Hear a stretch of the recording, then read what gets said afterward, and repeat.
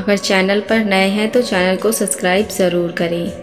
एक ससुर और बहू की कहानी बहुत ही हार्ट टचिंग स्टोरी है, सुनिएगा ज़रूर। मिश्रा जी 60 बरस के थे, 2 बच्चे थे, एक बेटी और एक बेटा। बेटी की शादी को 10 साल पहले ही हो गई थी और बेटे की बस कुछ साल पहले ही पत्नी का देहांत बेटी की शादी के कुछ साल बाद ही एक बीमारी से हो गया था। भगवान की दया से बहू बहुत अच्छी मिली थी और एक प्यारा सा पोता भी हो गया था।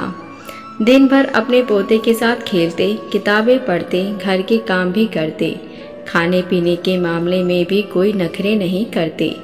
बहू जो भी देती वो खा लेते, ऐसा नहीं कि बहू पूछती नहीं थी। शुरू में तो उसने कई बार पूछा कि बाबूजी नाश्ते में क्या बनाऊं, खाने में क्या बनाऊं, लेकिन बाबूजी हमेशा यही कहते कि जो तेरा मन हो वो बना ले।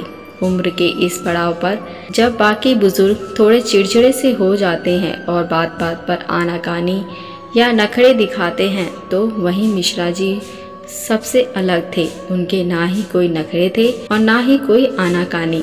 कई बार बहू के मन में यह सवाल आया कि आखिर बाबूजी की कोई तो इच्छा होगी या कुछ हो और कुछ। एक दिन हिम्मत करके उसने बापूजी से पूछ ही लिया कि बापूजी आप तो मेरे पापा से भी कम नखरे दिखाते हो, वो तो मेरे पापा हैं, फिर भी अपने पसंद नापसंद बताते रहते हैं और हर दूसरे दिन अपनी कभी ये चीज़ तो कभी वो चीज़ बनाने की फरमाइश करते हैं।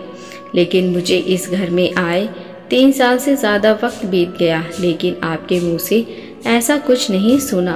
बापूजी ने बस हंस के बात को टाल दी।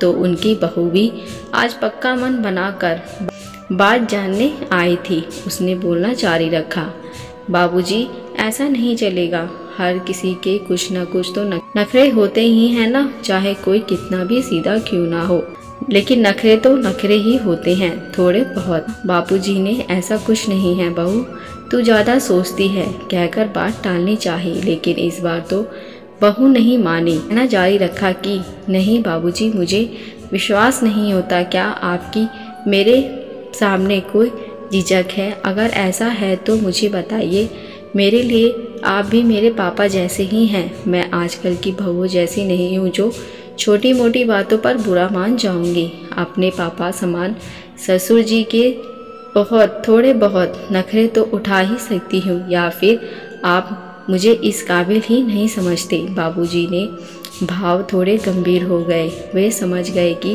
उनके कोई नखरे ना दिखाने की बात अब बहू अपने ऊपर ले जा रही है और खुद को दोषी मानने लगी है।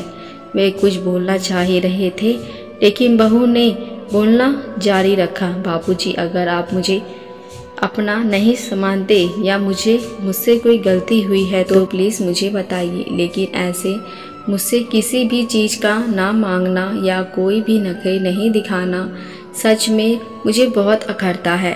आखिर कुछ तो आपकी भी पसंद नापसंद होगी, कुछ तो नखरे होंगे। बापूजी ने बहू रानी के सभी शंकाओं पर विराम लगाते हुए बस एक बात बोली और बात वहीं समाप्त हो गई। दरअसल बेटा, जब मैं 1 साल का ही था तभी मेरी माँ चल बसी थी, तो मेरे नखरे उठाता कौन? बहू निस्तर हो गई और बात वहीं समाप्त हो गई। आशा करती हूँ ये छोटी सी कहानी आपको अच्छी लगी होगी। अगर अच्छी लगी हो तो मेरे चैनल को सब्सक्राइब, लाइक, शेयर ज़रूर करें। अब मिलते हैं नई कहानी के साथ। देखने और सुनने के लिए धन्यवाद।